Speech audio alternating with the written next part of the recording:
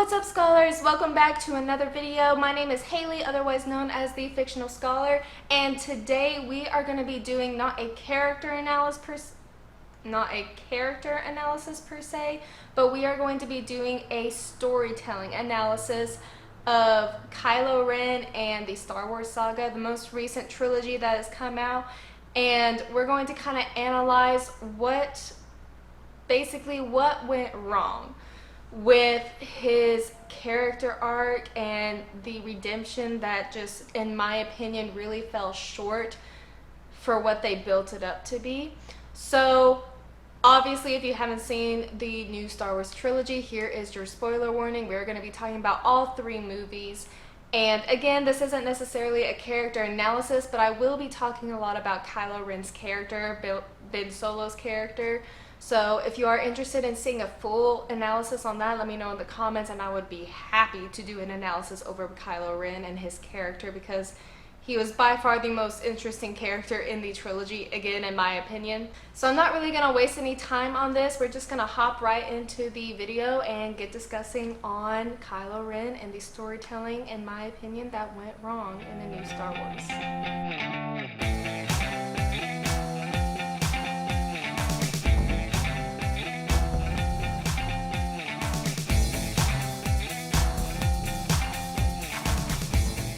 So Kylo Ren's character, in a nutshell, when we see him in The Force Awakens, he's a very angry antagonist, a very angry villain who is out to destroy the Resistance, go figure.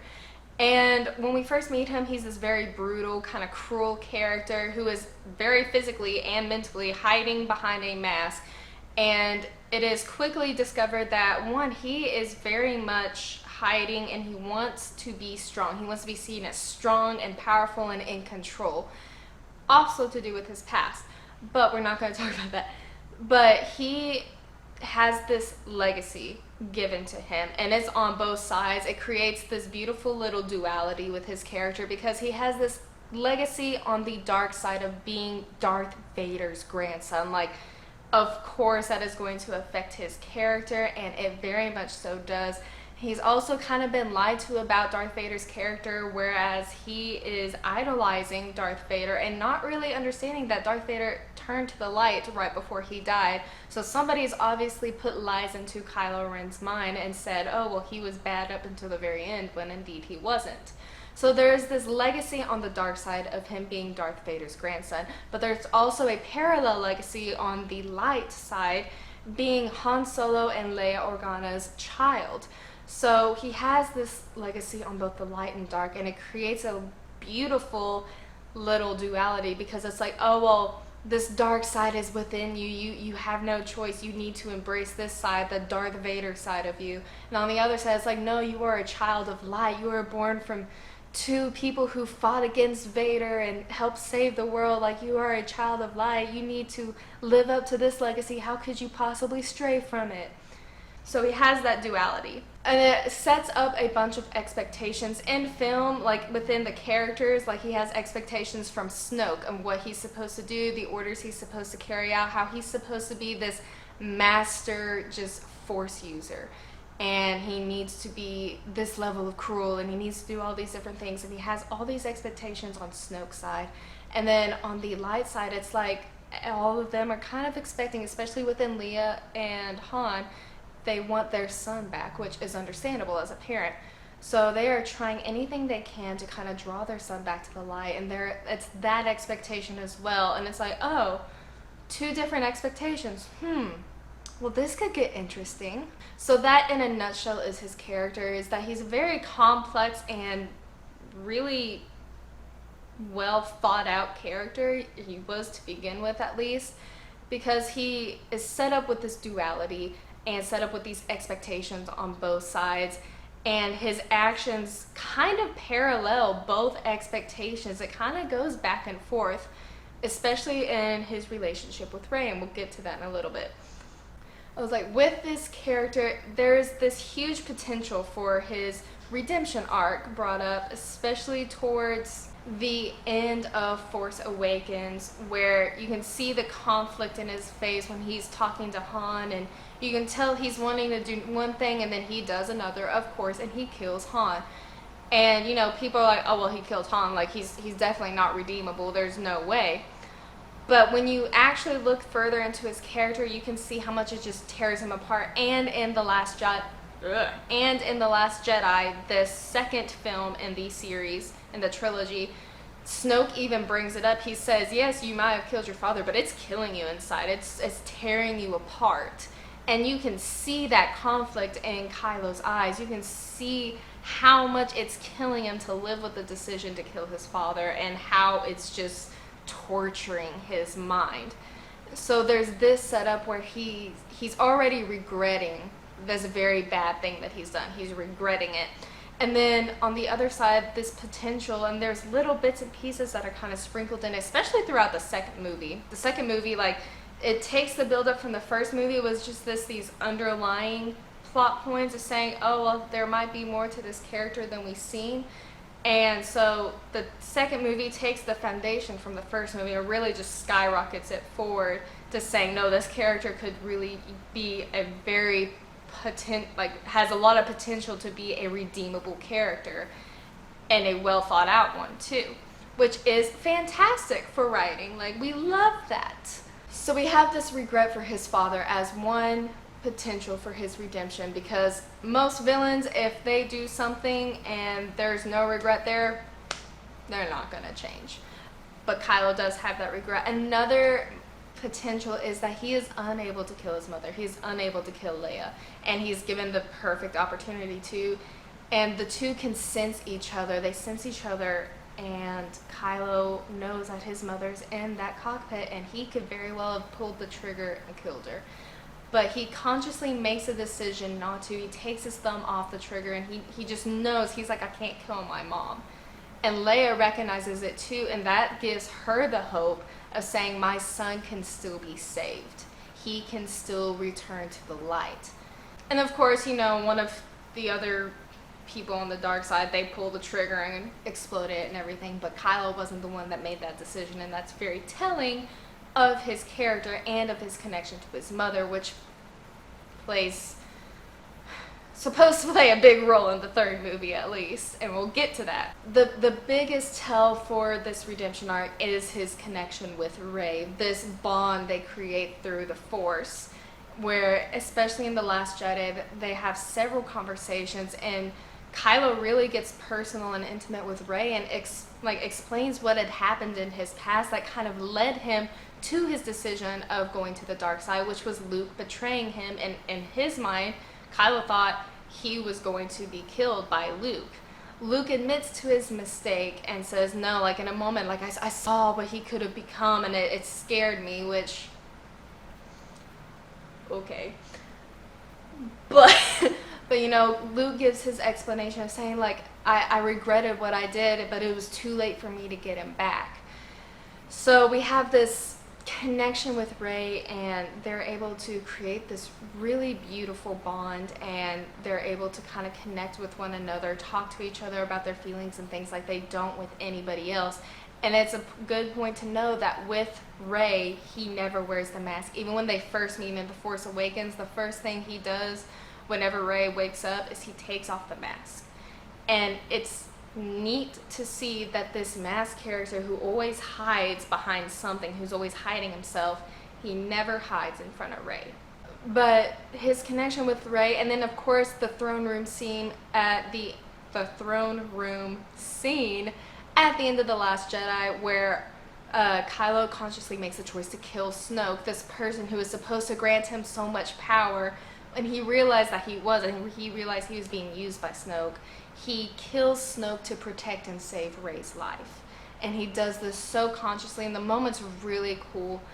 And of course they fight together, and they fight off the guards, and then Kylo goes back and says, oh, we'll rule the galaxy together.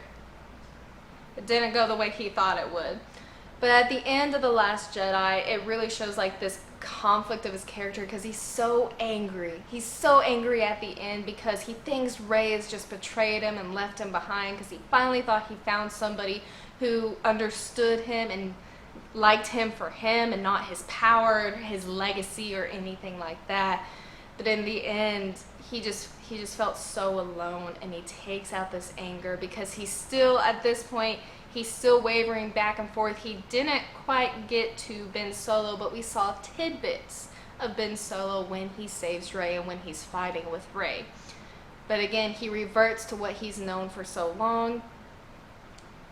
And in the end, his anger just kind of spirals out of control. And the last scene of The Last Jedi, when like he's fighting against Luke, which has very much been made a meme since then, especially the more. It's kind of funny to see. But you know, that is just a moment of pure anger for him, and he's facing like his past trauma is literally standing there in front of him. So of course he just goes ballistic, out of control. But at the very end of The Last Jedi, you see that he's very much still this lost and just torn person, this torn character who's putting on the facade of being a villain because that is what he knows how to do best, and he doesn't fully quite get that transformation at the end. But the setup of those two movies makes it to the point for the third movie people are like, okay, yeah, like he's got everything he needs. Like the setup has all been there. It's just that last little turn, that last little push that he needs in that third movie to complete this redemption arc, because it's kind of been wavering and it's been a little shaky through the first two, but he has all of the potential, like all of the little storytelling tells of a person getting a redemption arc were there. And especially with this connection with Rey, like that was the biggest tell of like, this person is gonna get a great redemption arc. And then we have the third movie. In the third movie, and this, again, this is all my opinion, and this is how I observed it from a storytelling point. And in the third movie is where it all kind of seemed to go wrong for several reasons. First of all, it didn't quite make sense how Palpatine was back and how he was alive. It kind of seemed like, in a sloppy storytelling way, that they couldn't find another villain to really take the place of Snoke, and they didn't properly plan that part out. So instead of making a new villain to kind of face Kylo and Rey and push them together even more, or have them face this new villain together, they brought back Palpatine from the dead and made him this overarching villain. And they kind of try to tie it in with him being like, oh, well, I've been all the voices you've heard in your head all these years, and how Palpatine basically sought Ben Solo out from a young age because of this connection to Darth Vader, and used that as the reason to draw him to the dark side, to become this powerful Sith Lord and everything like that.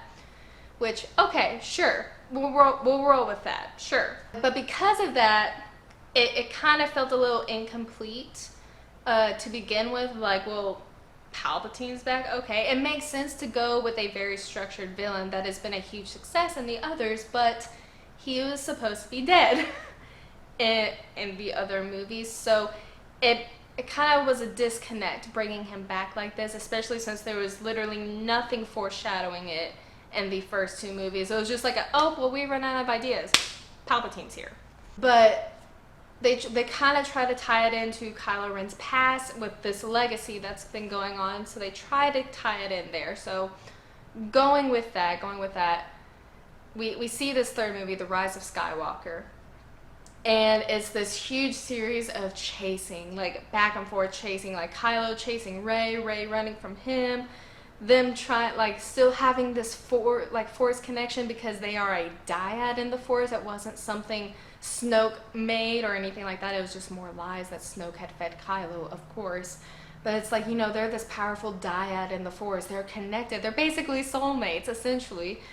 And so they can't really ever escape from one another, and they see these visions of both of them sitting on the throne of the Sith and everything like that. So it's a whole series of chases, essentially, to get to the point where they meet like the very symbolically they meet on the Death Star, the discarded remains of the Death Star. Basically, we have the moment which was very symbolic.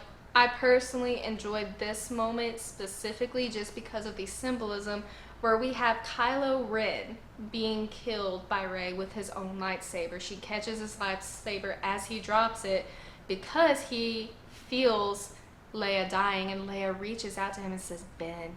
And that whispered word is enough to kind of jog him and make him freeze. And Rey symbolically stabs and kills Kylo Ren.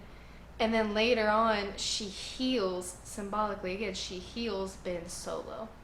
And I think it's a very nice cinematic and symbolic moment. Ugh, say that 5 times fast.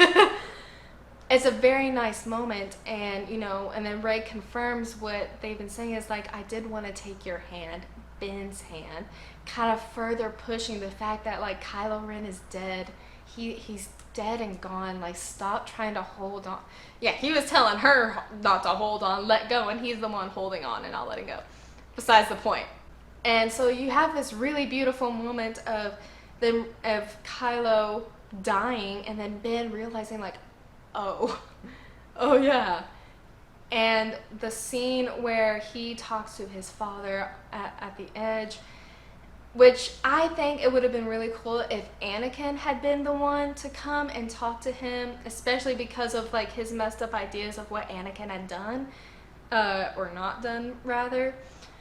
But we get this conversation with his father, Han Solo, and it's a very nice parallel between the first movie and this third movie, and it's the same conversation repeated, except the situation is drastically changed and the tone is changed, and it's Ben basically saying like, I need to let go of this last little bit, but I don't know if I can do it, because it scares him, because he's wanted to be powerful, he's wanted to be strong, he doesn't want to be seen as weak, and he's still afraid that if he lets that part of him go, he will fall and he will be weak. But then, he throws away his lightsaber, completely 100% getting rid and killing off Kylo Ren, and he is now fully Ben Solo. Yay, right? The real true start of his character arc, because he is now Ben Solo, and should be his goal to kind of redeem himself from here and just go full throttle, right? And this is where it really goes wrong. And he goes to save Rey, and it's a really nice scene. We see Ben Solo through his actions, and one of the things that kind of made me upset is that we only get one word from Ben Solo, and it's him saying "ow," which again is very telling of the character's change, because Kylo Ren in the first few movies would not really recognize his pain, or he wouldn't verbalize how much he was in pain. Like, he'd even like beat himself, like where he got shot or something, and he wouldn't ever really acknowledge the pain or express how much pain he was in. And Ben Solo, just like high dives off a thing and like lands roughly onto a little beam, and he says "ow." So yes, that's very telling of his character, and it's very telling of the character change, but that's the only word we get from him. That doesn't make it doesn't make sense. It doesn't. And while I love Adam Driver's performance from what he was given, he's very good at expressing Ben Solo and the difference between Ben Solo and Kylo Ren, because now Ben is not hiding anything anymore, and he's truly embracing the old Ben Solo who he was, combined with the things, combined with everything else, and he's truly becoming his own person again, which is great. That's supposed to happen in a character arc, in a redemption arc. But then, they go and they face Palpatine, and he gets thrown into a chasm for literally no reason. No reason at all, other than the fact that they wanted Rey and Palpatine to be the one that faced off. It felt like such a letdown, because there was nothing of Ben Solo saying and speaking up against Palpatine, who was supposedly this suppressor and antagonist in his mind for so many years, and he says nothing to him. Not a single word to the man who has been tormenting him for years once he is finally now a free man. That does not make sense. And then he gets tossed into a chasm. Rey ends up basically dying from trying to fight Palpatine alone because, oh, well, he's my grandfather, which, you know, and then he climbs up out of the chasm, half dead from the injuries he got from falling, goes over and saves Rey. You know, he heals her, which is a great moment. It's very fantastic. And they share such a sweet moment and a heartwarming kiss, and he is smiling for the first time, and then he dies. This is where it killed his redemption arc, because one, he died for absolutely no reason. There was no reason that Ben Solo had to die in that moment, or even like there was no reason he should have fallen into a chasm in the first place too. That didn't make sense. Because he died in that way, and it was literally the only person who saw his transformation per se was Rey. It literally, they just changed him so he was good. He was like, oh, I'm good now. Now I'm gonna go and die. What? Like, it was so incomplete and just not thought out in my, it just wasn't thought out in my opinion.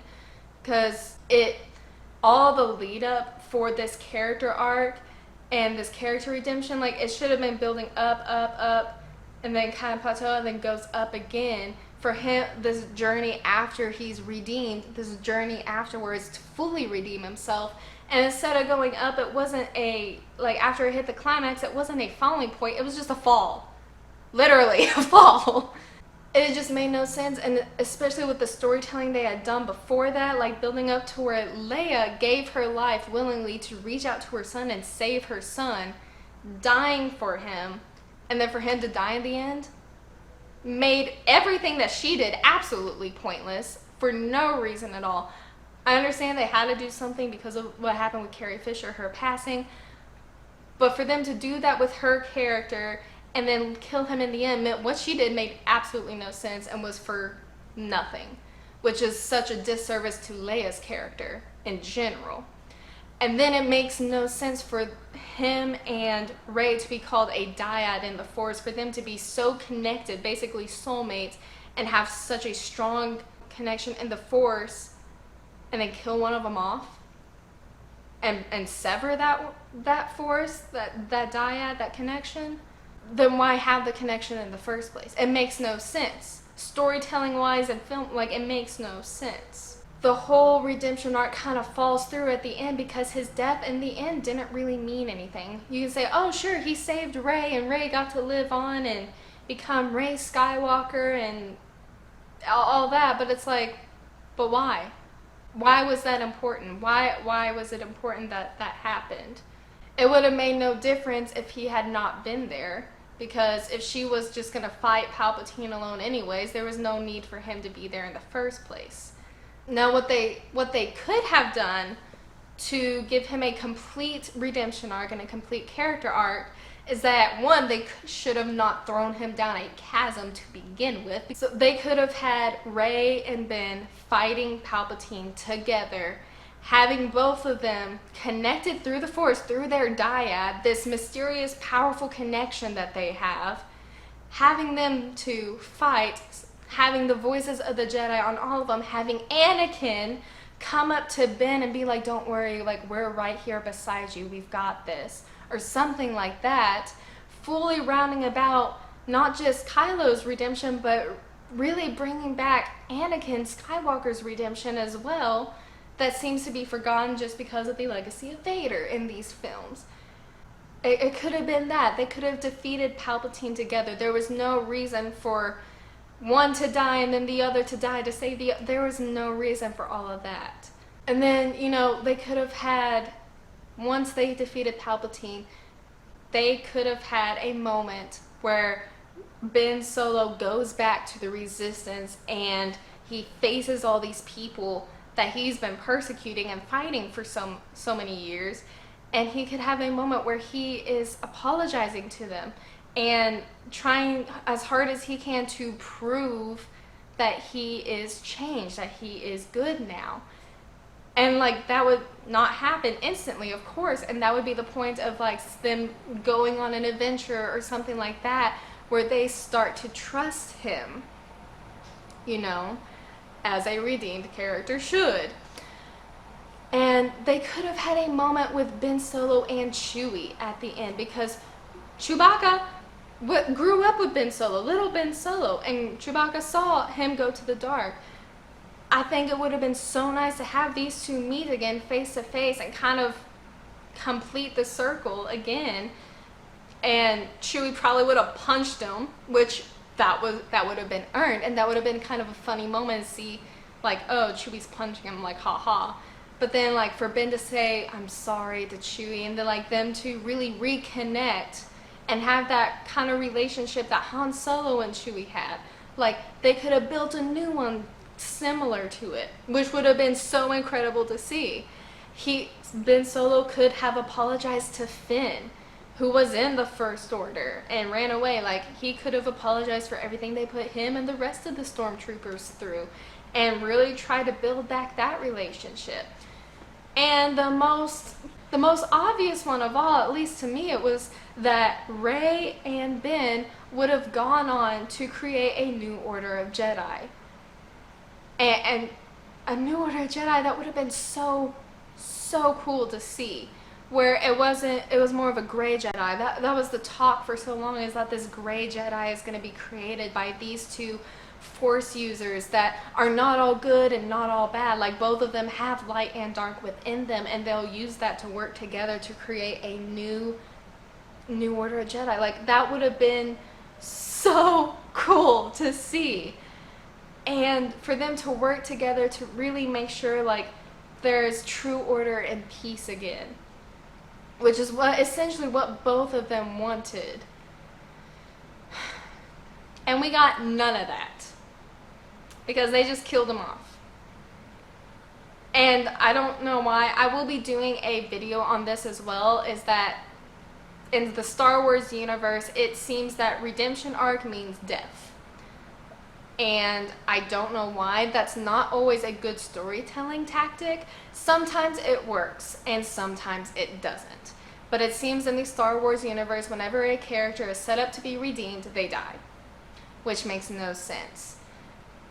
Especially in this case, because Ben Solo did not have to die. And he shouldn't have died. They really just kind of flopped on this character and flopped on this arc because they couldn't quite follow through on the storytelling and from the setup that they had from the first two movies.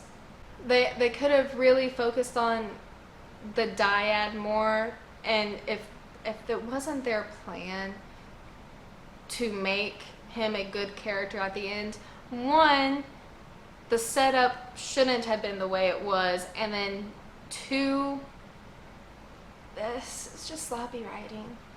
I'm sorry. This is all my opinion. This is from my point of view, my perspective. You're free to disagree with me. You're free to agree with me, which would be cool. But they could have done so much better on this character. But in my opinion, the build-up for Kylo Ren's redemption into Ben Solo just fell short because it didn't seem like they could connect all the pieces and get everything together. And I know there's a lot that happens in storytelling, and like authors or screenwriters, they change their minds and things like that. I get it, creative choices. But this, in my opinion, was that this series, this trilogy, really did a disservice to what could have been one of the best redeemable characters that this franchise has created. Even more so, in my opinion, even more so than Darth Vader. But again, it kind of seems like they fell back into a habit and fell back into the perpetual writing of the original trilogy, where redeemable character means they die. It just makes no sense, especially for Kylo Ren's character. It made sense for Darth Vader's character, but it doesn't make sense for Kylo Ren's character, and I think they try to draw almost too much parallel between the two and try to make them the same.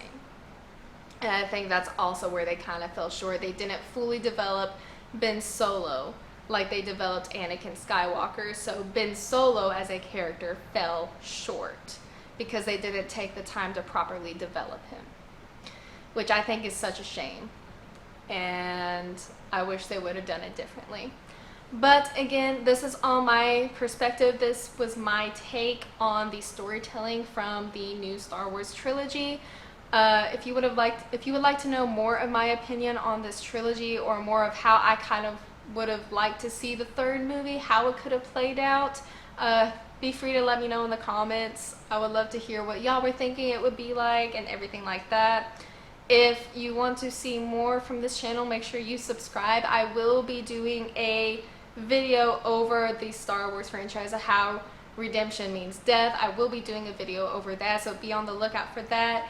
If you enjoyed this, make sure you like and comment. If you want, press the subscription. Make sure you subscribe. I cannot talk. Make sure you subscribe and press the notification bell so you don't miss whenever I update, and I hope to see you all on future videos. I really do hope that you liked this analysis of the storytelling.